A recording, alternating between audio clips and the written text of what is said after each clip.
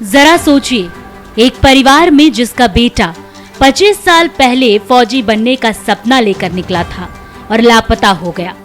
बेटे की राह देखते देखते घर के लोगों की आंखें थक गई, तो उन लोगों ने भी ये मान लिया कि शायद वो इस दुनिया में नहीं रहा।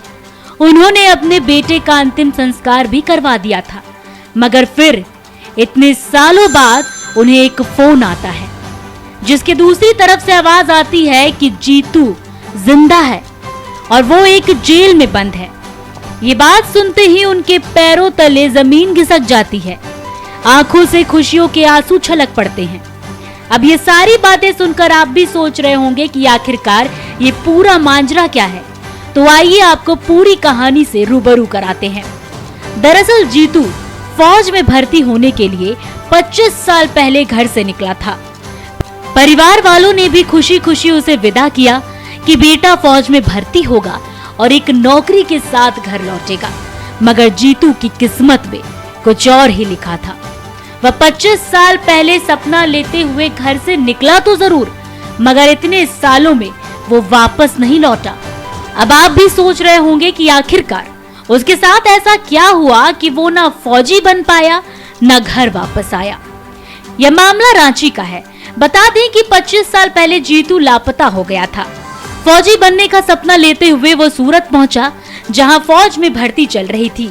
10वीं पास होने के कारण वह भी इसमें शामिल हुआ, लेकिन हाइट कम होने की वजह से उसे इसमें असफलता मिली।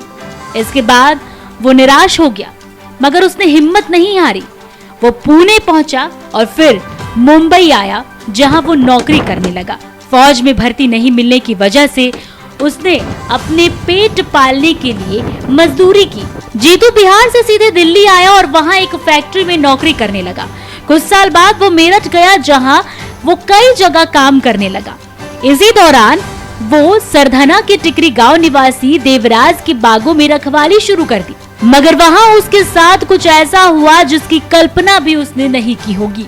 पल भर में उसकी पूरी जिंदगी बदल गई। बता दें कि इसी बाग में एक युवक का शव मिला था, जिसके बाद उसे इस घटना में आरोपी मानते हुए गिरफ्तार कर लिया गया। इसके बाद लंबे समय तक वो जेल में बंद रहा।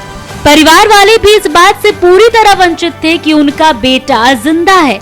उन्हें ये भी नहीं पता था कि जीतू कहाँ है और वो वापस कब आएगा, या वो इस दुनिया में है भी या नहीं। जेल में बंद होने की वजह से जीतू भी अपने परिवार वालों से संपर्क नहीं कर पाया। इस बात की जानकारी तब मिली जब जिला कारागार अधीक्षक शशिकांत मिश्रा 4 दिन पहले एक विवरण तैयार करने के लिए उन्होंने निर्देश दिया कि जिसके परिवार वाले 5 वर्षों तक उनसे जेल में मिलने नहीं आए हैं, ऐसे लोगों की सूची तैयार की जाए, जिसमें जीतू का भी नाम सामने आया। जेल प्रशासन ने रांची के मानदर थाना में फोन लगाया, जहां उन्होंने घर वालों से संपर्क किया। फोन कॉल आते ही घर वाले भी चौंक गए। जो घर वाले ये मान चुके थे कि उनका बेटा इस दुनिया में नहीं रहा, उन्हें ये पता चला कि उनका बेटा जिंदा है। ये बात सुनकर उनकी खुशी का ठिकाना ना रहा। सोचिए ऐसे परिवार में लोगों का हाल क्या होगा जब उन्हें पता चला कि उनके घर का चिराग अब भी जिंदा है। ये बात सुनते ही सभी हड़बड़ा गए। परिवार वाले तुरंत मेरठ के लिए रवाना हो गए।